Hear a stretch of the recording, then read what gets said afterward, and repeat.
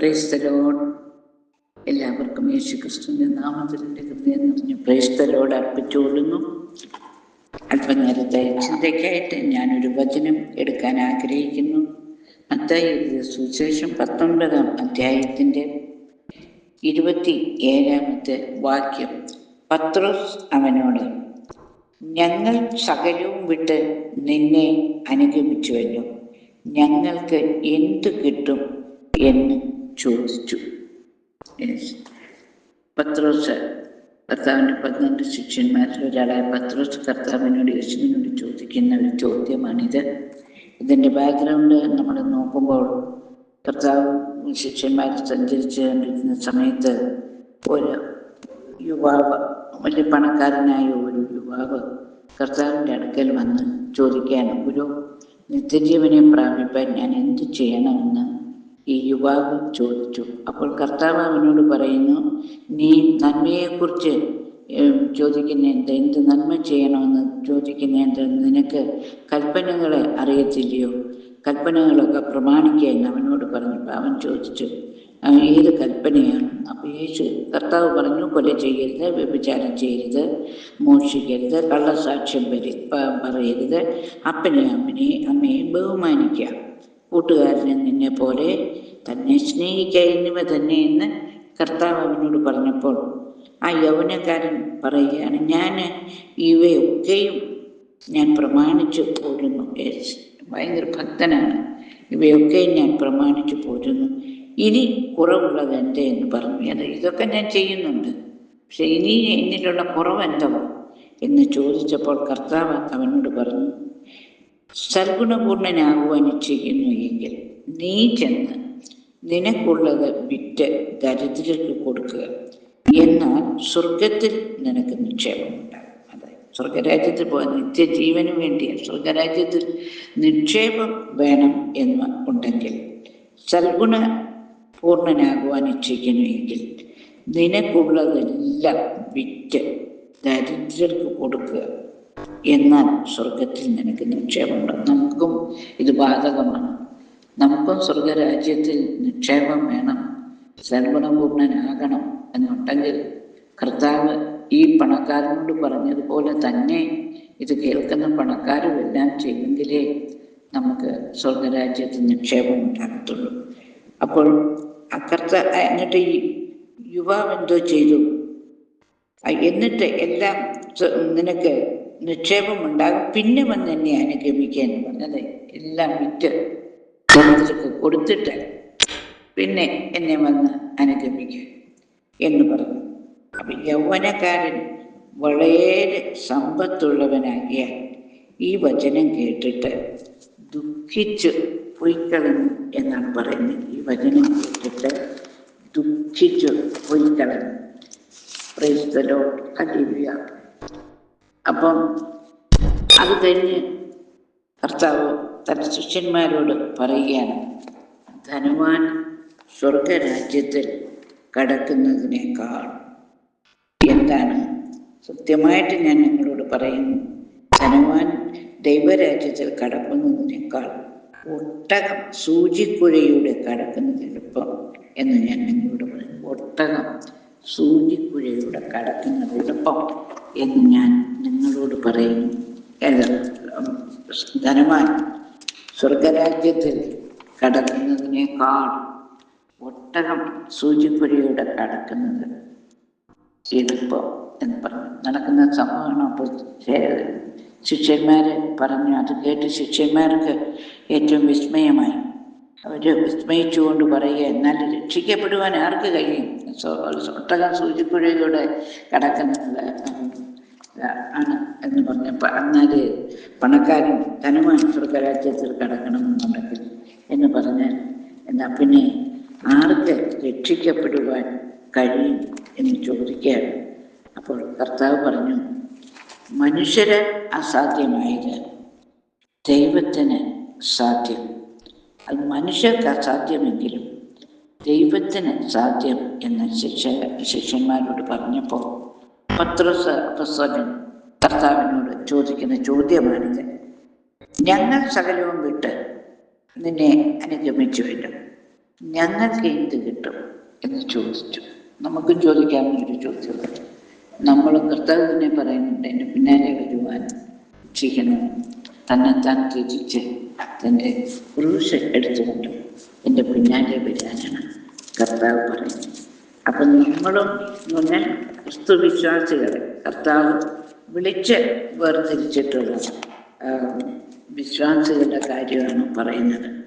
അപ്പം മത്തായി സുവിശേഷം 16:24 ഇങ്ങനെ പറയുന്നുണ്ട്, ഒരുത്തൻ എൻ്റെ പിന്നാലെ വരുവാൻ ഇച്ഛിച്ചാൽ തന്നെത്താൻ ത്യജിച്ച് തൻ്റെ ക്രൂശ് എടുത്ത് എന്നെ അനുഗമിക്കട്ടെ.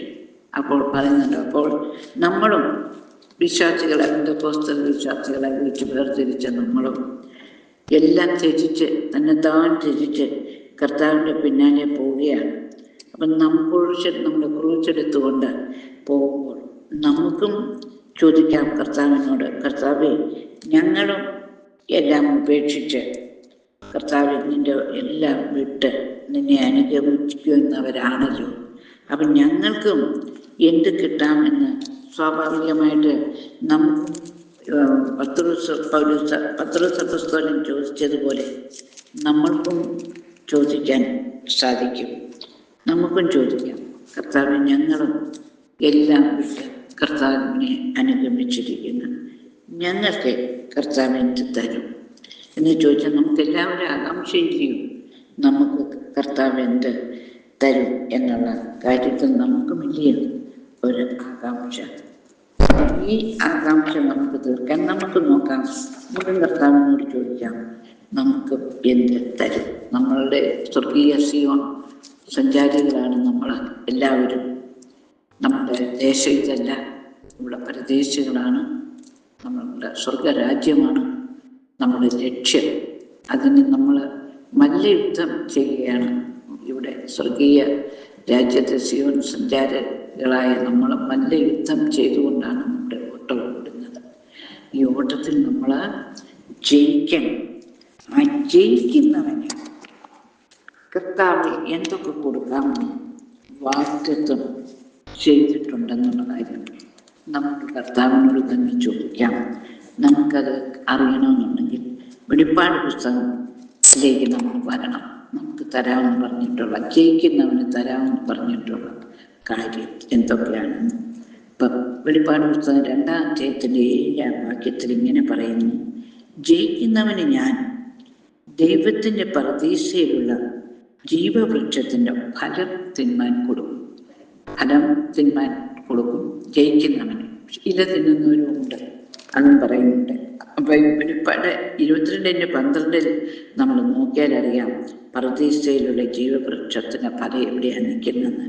അതായത് പുത്തനാം യെരൂശലേമിൻ്റെ വീഥിയുടെ നടുവിൽ ദൈവത്തിൻ്റെ കുഞ്ഞാടിൻ്റെയും സിംഹാസനത്തിൽ നിന്ന് പുറപ്പെടുന്ന പളുങ്കുപോലെ ശുഭ്രമായ ജീവജലനദി. ഈ നദിയുടെ ഇക്കരയും അക്കരയും ജീവവൃക്ഷമുണ്ട് പർദീസയിൽ. ഇവിടെയാണ് ജയിക്കുന്നവന് ഈ പർദീസയിലുള്ള ജീവവൃക്ഷത്തിൻ്റെ ഫലം തിന്മാൻ കൊടുക്കും. ഈ ഫലം ആദ്യം എവിടെ ഉണ്ടായിരുന്നു?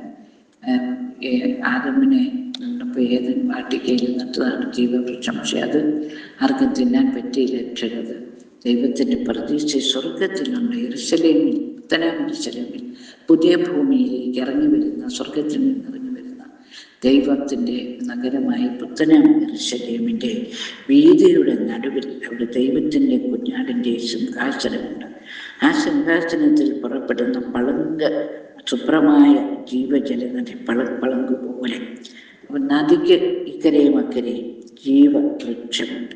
ഈ ജീവവൃക്ഷത്തിൻ്റെ ഫലം ജയിക്കുന്ന നമ്മൾക്ക് തിന്നാൻ തരും. ദൈവത്തിൻ്റെ വാഗ്ദത്തമാണ് നമുക്ക് തിന്നാൻ തരുന്നത്. അത് 12 വിധം ഫലം കായ്ക്കും. നദിക്കിക്കരെ അക്കരയും ജീവവൃക്ഷമുണ്ട്. 12 വിധം ഫലം കായ്ക്കും. മാസം തോറും അത് ഫലം കായ്ക്കുന്നു. ഈ ജീവവൃക്ഷത്തിൽ നിന്ന് ജീവവൃക്ഷത്തിൻ്റെ ഫലം ജയിക്കുന്നവർക്ക് തിന്നാൻ കൊടുക്കും. അതിൻ്റെ ഇല തിന്നുന്നവർ വേറെ ആൾക്കാരുമുണ്ട്, അത് പറയുന്നുണ്ട്. പിന്നെ രണ്ടാമത്തെ നമുക്ക് തരാമെന്ന് പറഞ്ഞിരിക്കുന്ന ജയിക്കുന്നവന് കൊടുക്കുന്നത് എന്താ വെച്ചാൽ 2:10 വെളിപ്പാട് 2-ാം അധ്യായത്തിൻ്റെ 10-ാം വാക്യത്തിലേക്ക് വരുമ്പോൾ ജീവപര്യന്തം വിശ്വസ്തനായിരിക്കുക, എന്നാൽ ഞാൻ ജീവകിരീടം നിനക്ക് തരും, നമുക്ക് തരും, ജീവകിരീടം തരാം. അത് മാത്രമല്ല, അവന് രണ്ടാം മരണത്താൽ ദോഷം വരികയില്ല. രണ്ടാം മരണം, ഇത് രണ്ടാം മരണം എന്നൊരു കാര്യമുണ്ട്. ഒരു ആൾക്കാർ നമ്മൾ ജനിച്ചിട്ടുള്ള ആൾക്കാർക്കെല്ലാം ശരീരം കൊണ്ടൊരു മരണമുണ്ട്. കർത്താവ് പറഞ്ഞു, മണ്ണിൽ നിന്നെടുത്തു മണ്ണായി തീരും, മണ്ണോടായി തീരും. ഇത് നമ്മൾ എല്ലാവർക്കും, ജനിച്ചവർക്ക് എല്ലാവർക്കും നമ്മുടെ ശരീര മരണമുണ്ട്. എന്നാൽ ഇവിടെ രണ്ടാമത്തെ ഒരു മരണം പറയുന്നുണ്ട്. ഒരു തീപ്പൊയ്കയാണ് രണ്ടാമത്തെ മരണം. ഏത്? ജീവപുസ്തകത്തിൽ പേരെഴുതി കാണാത്ത ഏവനെയും തീപ്പൊയ്കയെ തള്ളിയിടും. ഇത് രണ്ടാമത്തെ മരണം എന്നാണ് പറയുന്നത്. അപ്പോൾ അതായത് രണ്ടാമത്തെ മരണത്തിൽ പോകുന്ന ആൾക്കാർ, എന്നാൽ ഭീരുക്കൾ 21:8 ഭീരുക്കൾ, അവിശ്വാസികൾ, അറുക്കപ്പെട്ടവർ, കുലപാതകന്മാർ, ദുർനടപ്പുകാർ, ക്ഷുദ്രക്കാർ, ഭോഷ്ക് പറയുന്ന ഏവർക്കുമുള്ള ഓഹരി, തീയും ഗന്ധകവും കത്തുന്ന പൊയ്യയിലത്രേ. അത് രണ്ടാമത്തെ മരണം. അപ്പം 2 മരണം. എന്നാൽ ക്രിസ്തുവിലുള്ളവർക്ക്, ക്രിസ്തുവിൽ ജയിച്ച് നമ്മൾ ക്രിസ്തുവിനെ വിശ്വസിക്കുന്ന ഏകജാതനായ പുത്രനെ വിശ്വസിക്കുന്ന ഏവനും നശിച്ചു പോകാതെ അവന് നിത്യജീവനുണ്ട്. അത് നൽകുവാൻ തക്കവണ്ണം ദൈവം ലോകത്തെ സ്നേഹിച്ചതിൻ്റെ ഏകജാതനായ പുത്രനെ വിശ്വസിക്കുന്ന ഏവനും നശിച്ചു പോകാതെ അവന് നിത്യജീവനുണ്ട്. ആ നിത്യജീവൻ കിട്ടുന്ന ആൾക്കാർക്ക് ഈ അനുഭവം ഉള്ളവർക്ക് അവർക്ക് രണ്ടാം മരണം ഉണ്ടാകില്ല. രണ്ടാം മരണത്താൽ അവർക്ക് ദോഷമില്ല. പക്ഷെ അതനുസരിച്ച് ജയിച്ചില്ല എങ്കിൽ 21:8 വെളിപ്പാട് 21:8 പറയുന്ന ഇത്രയും ആൾക്കാരുടെ പേര് ജീവന്റെ പുസ്തകത്തിലില്ല. ജീവന്റെ പുസ്തകം ദൈവത്തിൻ്റെ കയ്യിലിരിക്കുന്ന നീതിമാന്മാരുടെ പേര് എഴുതിയിരിക്കുന്ന പുസ്തകമാണ്. അതിൽ പേര് ഇല്ലാത്തവരാണ് ഇത്രയും പേര്. 21:8 പറയുന്നവര് ഭീരുക്കൾ, അവിശ്വാസികൾ, അറയ്ക്കപ്പെട്ടവർ, കൊലപാതകന്മാർ, ദുർനടപ്പുകാർ, ക്ഷുദ്രക്കാരെ, ഭോഷ്ക് പറയുന്ന ഏവർക്കും ഉള്ള ഓഹരി, തീയും ഗന്ധവും കത്തുന്ന പൊയ്കയിലത്രേ. അതാണ് രണ്ടാമത്തെ മരണം. ഇവിടെ പറയുന്നു രണ്ടാമത്തെ ഫലം നമുക്ക് തരുമ്പോൾ പറയുന്നു, രണ്ടാമത്തെ മരണത്താൽ ദോഷമില്ല, അവന് രണ്ടാമതൊരു മരണമില്ല. എന്ത് ചെയ്യണം? ജീവപര്യന്തം വിശ്വസ്തനായിരിക്കുക. അപ്പോൾ നമുക്ക് ജീവകിരീടം കിട്ടും. അങ്ങനെ ജയിക്കുന്നവന് രണ്ടാം മരണത്താൽ ദോഷം തട്ടുകയില്ല. അപ്പൊ രണ്ടാം മരണം എന്താണെന്ന് പറഞ്ഞു, തീപ്പൊയ്കയിൽ തള്ളിയിടുന്നതാണ്. അത് നമുക്ക് ഫലം ഓടി ജയിക്കുന്നവരുടെ കാര്യം, ജയിക്കുന്നവർക്ക് കിട്ടുന്ന പ്രതിഫലമാണ്. പിന്നെ മൂന്നാമത്തെ തരാമെന്ന് പറയുന്ന പ്രതിഫലം 2:17, വെളിപ്പാട് 2:17 ഇങ്ങനെ പറയുന്നു, ആത്മാവ് സഭകളോട് പറയുന്നത് എന്തെന്ന് ചെവിയുള്ളവൻ കേൾക്കട്ടെ. ജയിക്കുന്നവന് ഞാൻ മറഞ്ഞിരിക്കുന്ന മന്ന കൊടുക്കും. ദൈവം മന്ന അറിയാമല്ലോ, ഇസ്രായേലികൾക്ക് മരുഭൂമിയിൽ ദൈവം 40 വർഷക്കാലം കൊടുത്തുകൊണ്ടിരുന്ന സ്വർഗീയ ഭക്ഷണമാണ് മന്ന. ജയിക്കുന്നവന് നമ്മുടെ ഈ ഓട്ടത്തിൽ സിയോൺ നമ്മൾ യുദ്ധം ചെയ്തുള്ള ഈ ഓട്ടത്തിൽ ജയിക്കുന്നവർക്ക് മറഞ്ഞിരിക്കുന്ന മന്ന സ്വർഗരാജ്യത്ത് കിട്ടും. നമ്മളങ്ങ് ചെല്ലും. അതുപോലെ തന്നെ ഒരു വെള്ളക്കല്ല് തരും. ഈ വെള്ളക്കല്ലിൻ്റെ ഒരു പ്രത്യേകത എന്താണെന്ന് ചോദിച്ചാൽ, നമ്മുടെ പേര് ആ വെള്ളക്കല്ലിൽ എഴുതിയിട്ടുണ്ട്. പക്ഷെ അത് നമുക്ക് മാത്രമേ വായിക്കാൻ പറ്റത്തുള്ളൂ. അത് ആ വെള്ളക്കല്ലിൻ്റെ പ്രത്യേകത എന്നാൽ ലഭിക്കുന്നവന് മാത്രം അറിയാവുന്നതും ആ കല്ലിന്മേൽ എഴുതിയിരിക്കുന്നതുമായ പുതിയ പേര്, നമുക്കൊരു പുതിയ പേര് ഒരു വെള്ളക്കല്ലിൽ കൊത്തിത്തരും. അത് നമുക്ക് മാത്രമേ മനസ്സിലാക്കത്തുള്ളൂ, ലഭിക്കുന്നവന് മാത്രമേ അത് മനസ്സിലാക്കുവാൻ പറ്റത്തുള്ളൂ. അങ്ങനെ ഉള്ള ഒരു നമുക്ക് കിട്ടും. നമുക്ക് ജയിക്കാൻ ചെല്ലുമ്പോൾ ദൈവം തരുന്ന പ്രതിഫലമാണ്. പിന്നെ 4-ാമത്തെ ഒരു കാര്യം പറയുന്നത്, ജയിക്കുകയും താൻ കൽപ്പിച്ച പ്രവൃത്തികളെ അനുഷ്ഠിക്കുകയും ചെയ്യുന്നവന്, അത് വെളിപ്പാട് 2:6 അവന് പറയുന്നു, എൻ്റെ പിതാവ് എനിക്ക് തന്നതുപോലെ ജാതികളുടെ മേൽ അധികാരം കൊടുക്കും. എന്ന് പറഞ്ഞാൽ കർത്താവിൻ്റെ പിതാവ് യഹോവയാകുന്ന ദൈവത്തിന് ജാതികളുടെ മേൽ അധികാരം കൊടുത്തിട്ടുണ്ട്. അപ്പം അവൻ ഇരുമ്പ് കോൽ കൊണ്ട് അവരെ മേയിക്കും. ഉദയ നക്ഷത്രം കൊടുക്കും. അപ്പം ജാതികൾ ഒക്കെ ഇരുമ്പോൾ സങ്കീർത്തനം 2:8-9 വായിക്കുമ്പോൾ യഹോവ എന്നോട് അരുളി ചെയ്തത്, യഹോവ പുത്രനോട് അരുളി ചെയ്തത്, നീ എൻ്റെ പുത്രൻ, ഇന്ന് ഞാൻ നിന്നെ ജനിപ്പിച്ചിരിക്കുന്നു, എന്നോട് ചോദിച്ചു കൊള്ളുക, ഞാൻ നിനക്ക് ജാതികളെ അവകാശമായും ഭൂമിയുടെ അറ്റങ്ങളെ കൈവശമായും തരും. ഇരുമ്പ് കോൽ കൊണ്ട് നീ അവരെ ഭരിക്കും, അവരെ മേയ്ക്കും, കുശവന്റെ പാത്രം പോലെ അവരെ ഉടയ്ക്കും. ഇത് 1000 വർഷ സമയത്ത് കർത്താവിൻ്റെ 1000 ആണ്ട് ഭരണത്തെ പറ്റി കാണിക്കുന്നതാണ്. ആ ഭരണത്തെ പറ്റി കാണിക്കുമ്പോൾ സ്വർഗീയ ഗവൺമെൻറ് 1000 ആണ്ടിൽ ഭരിക്കുന്ന സ്വർഗീയ ഗവൺമെൻറ് നമ്മൾ ഭരണ നേതാക്കന്മാരായിരിക്കും. അതുകൊണ്ടാണ് ഇവിടെ പറയുന്നത്, എനിക്ക് പിതാവ് പുത്രന് കൊടുത്തതുപോലെ പിതാവ് പുത്രന് കൊടുത്തു, എൻ്റെ പിതാവ് എനിക്ക് തന്നതുപോലെ ജാതികളുടെ മേൽ അധികാരം കൊടുക്കും. 1000 വർഷത്തിൽ ഉള്ളവരെ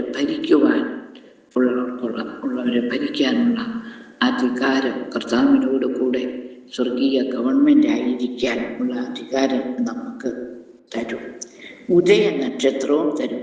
ഇരുമ്പ് കോൽ കൊണ്ട് മേയ്ക്കും, ഉദയ നക്ഷത്രവും നമ്മൾക്ക് തരും. 2:9 എഴുതിയിരിക്കുന്നു. ഇത് 4ാമത് നമുക്ക് തരുന്ന അനുഗ്രഹമാണ്, നമുക്ക് പ്രതിഫലം തരികയാണ് ജയിക്കുന്നവർക്ക് കൊടുക്കുന്നത്. അതാണ്. ഇനി 5ാമത് 3:5 ഇങ്ങനെ പറയുന്നു, ജയിക്കുന്നവന് വെള്ള ഉടുപ്പ് ധരിക്കും. അവന് വെള്ള ഉടുപ്പ് ധരിക്കും. അവൻ്റെ പേര് ജീവപുസ്തകത്തിൽ നിന്നും മായ്ച്ച് കളയുകയില്ല. ജീവപുസ്തകം ദൈവത്തിൻ്റെ കയ്യിലിരിക്കുന്ന ഒരു പുസ്തകമാണ് ജീവപുസ്തകം. ആ ജീവപുസ്തകത്തിൽ നിന്ന് അവൻ്റെ പേര് മായ്ച്ച് കളയുകയില്ല എന്നാണ് പറയുന്നത്. ജീവപുസ്തകത്തിൽ നിന്നും അവൻ്റെ പേര് മായ്ച്ചു കളയില്ല. ദൈവത്തിൻ്റെ കയ്യിലിരിക്കുന്ന ഒരു പുസ്തകം. ഇതിനെപ്പറ്റി നമ്മൾക്കറിയണമെന്നുണ്ടെങ്കിൽ സങ്കീർത്തനം 69:28 ഇങ്ങനെ പറയുന്നു, ജീവന്റെ പുസ്തകത്തിൽ നിന്നും അവരെ മായ്ച്ചു കളയണമേ, നീതിമാന്മാരുടെ കൂടെ എഴുതരുത്, അനീതി കെട്ടവരെ, ദുഷ്ടന്മാരുടെ പേര്. അപ്പം ജീവന്റെ പുസ്തകത്തിൽ നിന്നും അവരെ മായ്ച്ച് കളയണമേ, ജീവന്റെ പുസ്തകം. ആ പുസ്തകത്തിൽ നിന്നും നീതിമാന്മാരുടെ കൂടെ അവരുടെ പേര് അനീതിയുള്ളവരെ എഴുതരുത്. അപ്പം ദൈവത്തിൻ്റെ കയ്യിലിരിക്കുന്ന ഒരു പുസ്തകമാണ്. ഈ പുസ്തകം എവിടെയാണ് തുറക്കുന്നതെന്ന് ചോദിച്ചാൽ വെള്ളസിംഹാസന ന്യായവിധി 20:11 നമ്മൾ കാണുമ്പോൾ ഒരു വെള്ളസിംഹാസന ന്യായവിധി കാണുന്നുണ്ട്. അവിടെ പുസ്തകങ്ങൾ തുറക്കുകയാണ്. പുസ്തകം വായിച്ചു വരുമ്പോൾ 20:11 തൊട്ട് വായിച്ചു വരുമ്പോൾ അവിടെ പുസ്തകങ്ങൾ തുറന്നു. പല പുസ്തകങ്ങൾ അവിടെ തുറക്കുന്നുണ്ട്. എന്നപ്പം വേറൊരു പുസ്തകവും തുറന്നു, ജീവന്റെ പുസ്തകം എന്നൊരു പുസ്തകവും തുറന്നു. അപ്പം ജീവന്റെ പുസ്തകത്തിൽ പേരെഴുതി കാണാത്ത ഏവനെ തീപ്പയിൽ തള്ളിയിട്ട് 2ാമത്തെ മരണം. അപ്പം ജീവന്റെ പുസ്തകത്തിൽ നമ്മുടെ പേര് ജീവന്റെ പുസ്തകത്തിൽ നിന്നും ഒരു കാരണവശാലും മായ്ച്ചു കളയുകയില്ല ജയിക്കുന്നവൻ്റെ പേര്. അപ്പം നമുക്ക് 2ാം മരണത്തിന് അവകാശമില്ല. ഈ ജീവപുസ്തകത്തിൽ, ദൈവത്തിൻ്റെ കയ്യിലിരിക്കുന്ന ജീവപുസ്തകത്തിൽ നിന്നും നമ്മുടെ പേര് ഒരു കാരണവശാലും മായ്ച്ച് കളയുകയില്ല എന്നാണ് പറയുന്നത്. ഈ ജീവപുസ്തകത്തിൽ നമ്മുടെ പേര് എഴുതുന്നത് ലോകസ്ഥാപനം മുതലാണ്. ഇത് വെളിപ്പാട് 13:8 ഇങ്ങനെ പറയുന്നുണ്ട്, ലോകസ്ഥാപനം മുതൽ അറുക്കപ്പെട്ട കുഞ്ഞാടിൻ്റെ ജീവപുസ്തകത്തിൽ പേരെഴുതിയിട്ടില്ലാത്ത ഉപവാസികളൊക്കെയും അതിനെ നമസ്കരിക്കുന്നത്. ഇത് ആന്റിക്രൈസ്റ്റിൻ്റെയും കള്ളപ്രവാചകൻ്റെയും ഒക്കെ ഭരണ സമയത്ത് അവരെ നമസ്കരിക്കുന്ന ആരൊക്കെ നമസ്കരിക്കുന്നുള്ളതാണ്. ലോകസ്ഥാപനം മുതൽ ജീവപുസ്തകത്തിൽ പേരെഴുതി കാണാത്ത ഉപവാസികൾ. അതുപോലെ വെളിപ്പാട് 17:8 പറയുന്നുണ്ട്, ലോകസ്ഥാപനം മുതൽ ജീവപുസ്തകത്തിൽ പേരെഴുതി കാണാത്ത ഭൂവാസികൾ കണ്ട് അതിശയിക്കും. മൃഗത്തെ പറഞ്ഞാൽ ആന്റിക്രൈസ്റ്റിനെ കണ്ട്, കള്ളപ്രവാചകനെ കണ്ട് അതിശയിക്കും. അങ്ങനെയാണ്. അപ്പം നമ്മുടെ പേര് ലോക സ്ഥാപനം മുതൽ എഴുതിയിട്ടുണ്ട്. ആ ലോകസ്ഥാപനം മുതൽ എഴുതിയിട്ടുള്ള നമ്മുടെ പേര്, അതായത്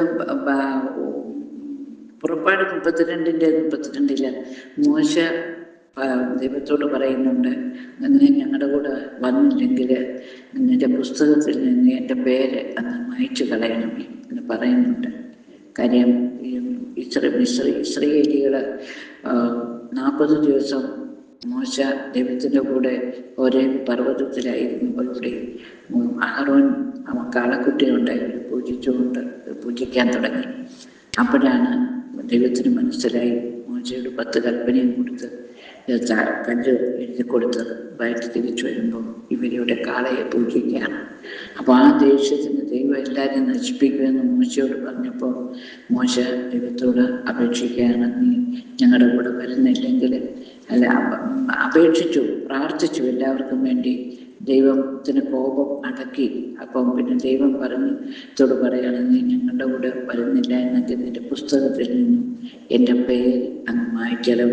പുറപ്പാടിൻ്റെ 32 വായിച്ചാൽ മനസ്സിലാവും എന്ന് പറയുന്നത് പോലെ കർത്താവ് പറയുകയാണ്, ജയിക്കുന്നവൻ്റെ പേര് ജീവപുസ്തകത്തിൽ നിന്നും ഒരു കാരണവശാലും മായ്ച്ച് കളയുകയില്ല. അതുപോലെ തന്നെ അങ്ങനെ 5-ാമത്തെ കാര്യമാണ് അത്, ജയിക്കുന്നവൻ വെള്ളയുടുപ്പ് ധരിക്കും, അവൻ്റെ ജീവന്റെ പുസ്തകത്തിൽ നിന്ന് മായ്ച്ചു കളയുകയില്ല. വെളിപ്പാട് 3:5 പറയുന്നു. പിന്നെ കിട്ടുന്ന ഒരു അനുഗ്രഹമാണ്, നമുക്ക് തരുന്ന പ്രതിഫലമാണ്. 3:12 വരുമ്പോൾ നമുക്ക് കാണാൻ സാധിക്കും, ജയിക്കുന്നവന് ഞാൻ എൻ്റെ ദൈവത്തിൻ്റെ ആലയത്തിൽ ഒരു തൂണാകും. തൂണ് എന്ന് പറഞ്ഞാൽ സ്ഥിരം നിത്യജീവൻ, നിത്യതയാണ് കാണിക്കുന്നത്. ഒരു തൂണാകുക. തൂണിനെ പിന്നെ അവിടെ നിന്ന് മാറ്റാൻ പറ്റുകയില്ല. അവൻ ഒരിക്കലും അവിടെ നിന്ന് മാറുകയില്ല, പോവുകയില്ല. ഇത്ര കർത്താവിൻ്റെ ആലയത്തിൽ യെരൂശലേമിൽ ആ ഒരു തൂണാക്കി നിർത്തും ജയിക്കുന്നവനെ. അതുപോലെ തന്നെ ആ ദൈവത്തിൻ്റെ നാമം അവൻ്റെ പേരിൽ അവൻ ഒരിക്കലും അവിടെ നിന്ന് പോവുകയില്ല. അതുപോലെ തന്നെ കർത്താവ് പറയാൻ, എൻ്റെ ദൈവത്തിൻ്റെ നാമം, ദൈവത്തിൻ്റെ പേര്, അതുപോലെ ദൈവത്തിൻ്റെ പക്കൽ നിന്ന് സ്വർഗത്തിൽ നിന്നും ഇറങ്ങി വരുന്ന പുതിയ യെരൂശലേം എന്ന എൻ്റെ ദൈവത്തിൻ്റെ നഗരത്തിൻ്റെ നാമവും എൻ്റെ പുതിയ നാമവും ഞാൻ അവൻ്റെ മേൽ എഴുതും. അപ്പോൾ എന്തെല്ലാം എഴുതും? ദൈവത്തിൻ്റെ പേരെഴുതും, ദൈവത്തിൻ്റെ അടുക്കൽ നിന്ന് ഇറങ്ങി വരുന്ന പുത്തന യെരൂശലേമിൻ്റെ പേര്, നഗരത്തിൻ്റെ പേരും, പിന്നെ കർത്താവിൻ്റെ പുതിയ പേരും നമ്മുടെ മേൽ എഴുതും. ഹല്ലേലൂയ. ഈ പുതിയ യെരൂശലേമിനെ നമ്മൾ കാണാൻ വെളിപ്പാട് 21:10 വരുമ്പോൾ, യെരൂശലേം എന്ന വിശുദ്ധ നഗരം സ്വർഗത്തിൽ നിന്ന്, ദൈവസന്നിധിയിൽ നിന്ന് ദൈവ തേജസ്സുള്ളതായി ഇറങ്ങുന്നത് കാണിക്കുന്നു.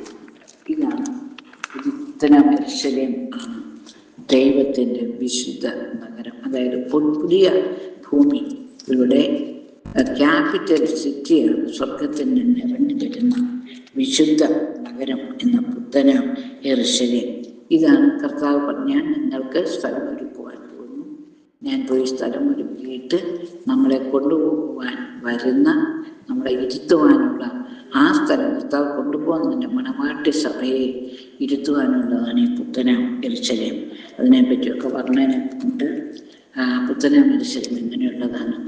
ഇപ്പം നമുക്ക് തരുന്ന പ്രതിഫലം അതാണ് പറയുന്നത്. ആ പുതിയ നാമം, പുത്തന യെരൂശലേമിൻ്റെ പുതിയ നാമം, ദൈവത്തിൻ്റെ നാമവും കർത്താവിൻ്റെ നാമവും നമുക്ക് തരും. അപ്പോൾ പുതിയ യെരൂശലേം എവിടെയാണെന്നറിയാം. ഇനി 7-ാമത്തെ നമുക്ക് കിട്ടുന്ന പ്രതിഫലം ആണ്, കർത്താവ് നമുക്ക് തരുന്ന പ്രതിഫലം ആണ്, ജയിക്കുന്നവന് ഞാൻ എന്നോടുകൂടെ എൻ്റെ സിംഹാസനത്തിൽ ഇരിപ്പാൻ വരം നൽകും. പിന്നെ എന്ത് വരും? നമുക്ക് ജയിക്കുന്നവന് ഞാൻ കർത്താവിനോടുകൂടെ കർത്താവിൻ്റെ സിംഹാസനത്തിൽ ഇരിപ്പാൻ വരം നൽകും. എങ്ങനെ? ഞാനും ജയിച്ച് എൻ്റെ പിതാവിനോട് കൂടെ പിതാവിൻ്റെ സിംഹാസനത്തിൽ ഇരുന്നത് പോലെ തന്നെ ഇപ്പോഴും ഇരിക്കുകയാണ്, ഇരുന്നത് പോലെ തന്നെ.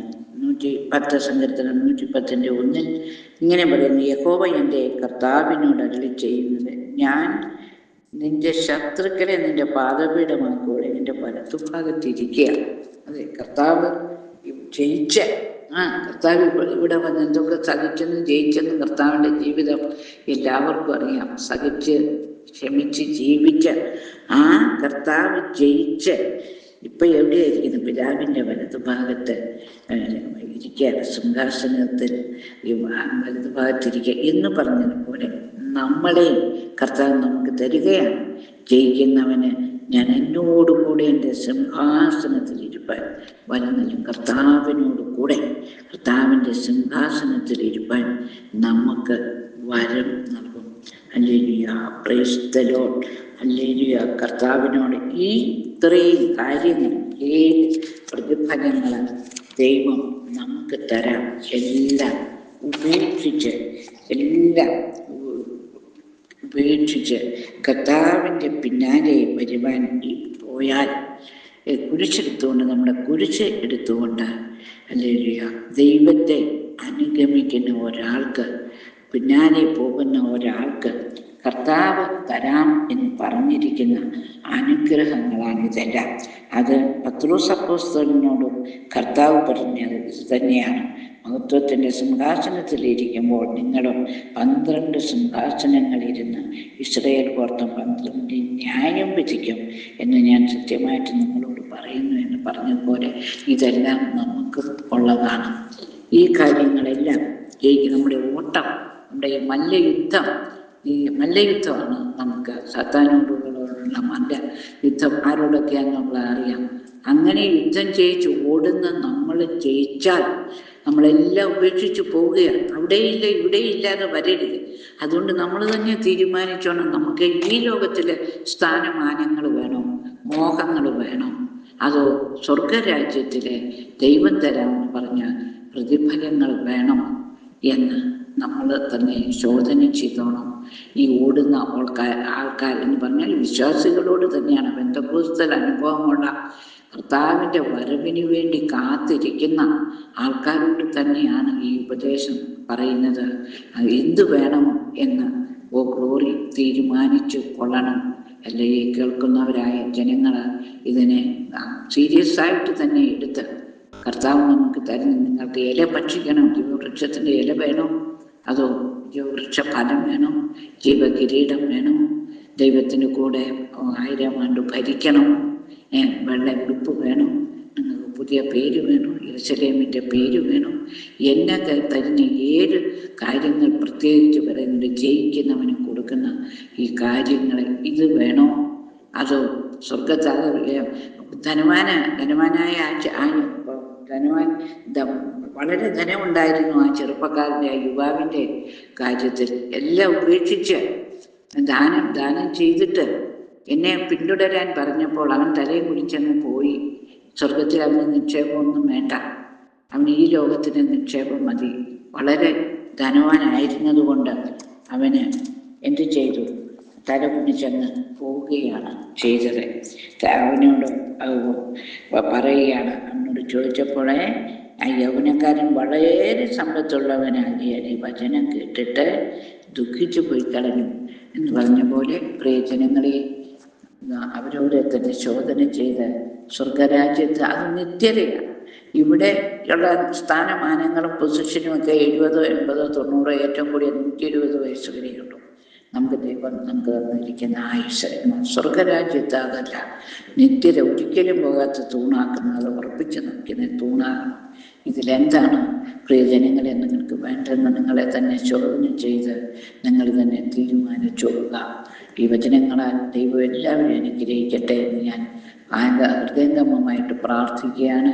എൻ്റെ വചനം ഇവിടെ അവസാനിപ്പിക്കുന്നു. ഇതെന്നെ കേൾക്കുന്ന പ്രിയ ജനങ്ങൾക്ക് യേശുവിൻ്റെ നാമത്തിൽ എൻ്റെ ഹൃദയംഗമമായ praise the Lord, praise the Lord, praise the Lord കേൾക്കുന്ന എല്ലാവരെയും ദൈവം ധാരാളമേ അനുഗ്രഹിക്കട്ടെ എന്ന് പറഞ്ഞുകൊണ്ട് ഞാൻ എൻ്റെ വചനങ്ങളിൽ നിന്നും പിന്മാറുന്നു. എല്ലാവർക്കും യേശു ക്രിസ്തുവിൻ്റെ നാമത്തിൽ price the Lord, praise the Lord, praise the Lord. God bless you everybody. Amin, Amin, Amin.